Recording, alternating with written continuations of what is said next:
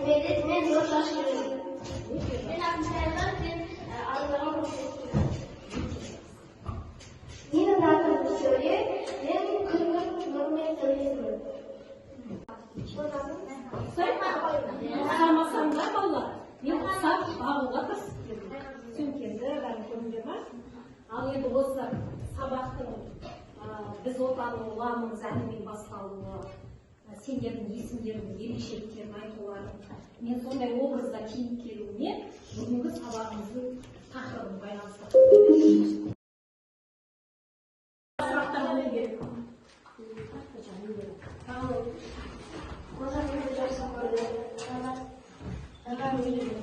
Қожа неге жатасын жеп көрді?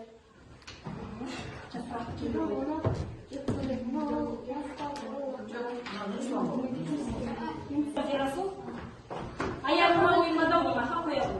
Қожа қандай жүрді бала? Ол айтайды. Ол тентек бала, оның ішінде мейірімділік бар, бірақ ол сырттан мейірімсіз, бұзық бала. Келесі сұрағын қоя ғой. Қожаға мұғалімдер қандай көзқараспен қарады?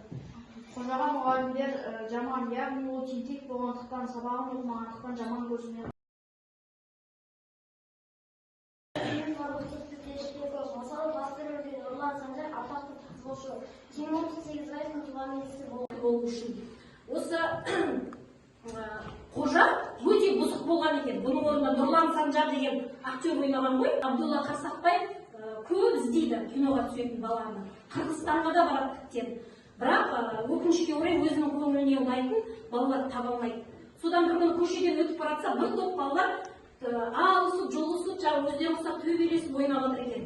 Соның үстіне куәгер болып түсіп қалады, сыртынан бақылап қарап тұрады. Қожаны көріп, бірден Нұрлан Санжарды көріп, міне осы бала қожаның рөлін сомдайды. Қожа өте бұзық болған екен. Бұның орнында Нұрлан Санжар деген актер ойнаған ғой. Абдулла Қарсақбаев көп іздейді киноға түсетін баланы. Қырғызстанға да барады тіптен. Бірақ өкінішке орай өзінің көңіліне ұнайтын балалар таба алмайды. Содан бір күні көшеден өтіп баратса, бір топ балалар алысып, жолысып, өздеріне ұқсап төбелесіп ойнап жатыр екен. Соның үстіне куәгер болып түсіп қалады, сыртынан бақылап қарап тұрады. Қожаны көріп, бірден Нұрлан Санжарды көріп, міне осы бала қожаның рөлін сомдайды деп. Дәл сол бейнесі. Сол бейнені көрген оқушылар өз-өзін айнаға қарап тәрбиелеу керек деген мақсатта Қазақстанның барлық балалары тәрбиелі болсын, заңға бағынсын, тәртіпті болсын деген мақсатта осы ескерткіш қойылған екен. Соқпақбаевтың қызы Самал Соқпақбаева қазақ баспаларына соңғысы келеді шығарманы. Бірақ қазақ баспалары бұдан бас тартады жазуда. Оны әкесінің шығармасын алып, Мәскеуге алып барып, орыс тілінде тәржімалайды. Сол жерден танымал болған шығарма француз елінде француз тілінде басылып шығады. Содан не керек, осы шығарма Бердібек Соқпақбаевты танымал етіп, өте қызық жазылғандықтан 15 тілге аударылған. Сонда ең тұңғыш аудармашысы кім екен бұл шығарманың? Самал Соқпақбаев. Өзінің Бердібек Соқпақбаевтың қызы аударған екен. Сұлтанбапы ол темекі шегетін бұзық бала болып ойнайды ғой фильмде. Бірақ ол өмірде өте тәртіпті бала екен. Сөйтіп сол киноға түсіп жүріп, темекі шегіп үйреніп кетеді ғой. Содан әкесі оған ренжиді Абдулла Қарсақбаевқа. Сіз мен баламды киноға түсіріп, темекі шекпейтін баламды жаман жолға түсіріп жібердіңіз деп ренжіген жерлер. Ол не? Лагерге жолдама. Біз енді лагерге баратын болдық. Ал сен ауылда иттермен тәртіпке салып жүресің. Өзің тәртіпті болып жүрсеңші. Сен оны маған үйтіп ақылайды ба? Жаңағы сұрақ беріңізге сөз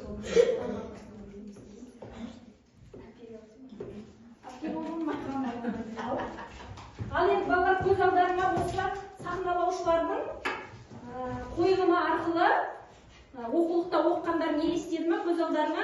Не көрдіңдер? Тақтаспен қожаның бір-біріне қожамен қожаның әңгімесін өзі қазіргі заманмен байланыстыратын болса, Онда қазір бізде қожа сияқты балаларды олар бұзықты жасаса қазір бұрынғы балалар жазалаған, ал қазір болса психологпен, сынып жетекшімен шешеді. Сосын ол бала өзінің өмір жайлы мысалы кітапқа жазудың орнына тиктокқа немесе басқа да желілерге салар еді. Және мектепте ол қысым көрсетсе оны бірден ашық айтар еді. Ал бұрындары олар мұғалімдерге ашық айтудан қорқып айтпаған. Неге сіз менің балама 3 немесе 2 деген бағаны қоясыз? Не үшін өйтесіз? Менің баламды дұрыс оқытпайсыз. Сондықтан осындай баға алады. Мектепте не бітіріп жүрсіздер? Сіздердің мұғалімдерді кім жұмысқа алады? Одан да мықты мұғалімдер жұмысқа алмайсыздар ма? деп ұрсады. Сондықтан қазіргі жарайды, мұғалім мен оқушы арасында қатынасқа тоқтадық балар. Тағы да қандай басқа қырлармен шығарманы байланыстыруға болады? Мысалы, қазіргі балалар жақсы оқығанмен олардың бұзықшылық болуы өте көп болады. Мысалы, қожа өзі жақсы оқыса да өте бұзық болады. Мен қою, иә? Сендер орталарында бар ма осындай оқушылар балалар? Өзін өзгеден жоғары қоятын. Осының алдында да біз өткенбіз, иә? Қай шығармамен байланыстыруға болады осы бүгінгі шығарманы? Мен Егіннің онда да осы тақырыптарымыз туралы айтсақ керек болатын, иә балалар, иә? Әрекетін шығармадан тауып айту арқылы бүгінгі сабақтың тақырыбын ашамыз және идеясын ашамыз. Бүгінгі біздің сабағымыз, тақырыбындағы мақсатымыз шығарманың тақырыбын және идеясын анықтау. Ал олай болса осы кесте арқылы мақсатымызды орындаймыз. Мақсаты не екен? Не деп ойлайсыңдар? Бір сөзбен. Дәнекерлеушілер айтса болады. Айта ғой. тәкаппар болмауды және де әдепті болу. Әдепті болуды және Балаларды өз жолына салуды. Дұрыс. Біреуді кемсітпей ақылды болуға басқалар көмектесуді. Өте жақсы. Тағы кімде қандай ой бар? Біреуді өз жолымен салып кетті. Оны тәртіптілікпен оқуға бейімдеу. Бүгін нені көрсеттік барлығымыз? Ұйымшылдықты және білімді көрсетті, тәрбиелі болу. Сонда бір сөзбен балалар өз жолын адаспай тақса екен деген идеясы болды. Tasıl ayarım 7 balmen 4 aldı. Zülbük Ayşire 6 balmen 4 aldı. Marat Bey Gözleri 7 balmen 4 aldı. Yan sayardan 10 balmen 5 aldı. Öğüş Nözörü 8 balmen 5 aldı. Boğar'da 7 balmen 4 aldı. Öğüş Eraslı 5 bal 4. Ruslan Ulgan'da 6 bal 4. Turgan Eraslı 5 bal 4. Өте жақсы. Топтық балл қанша болды?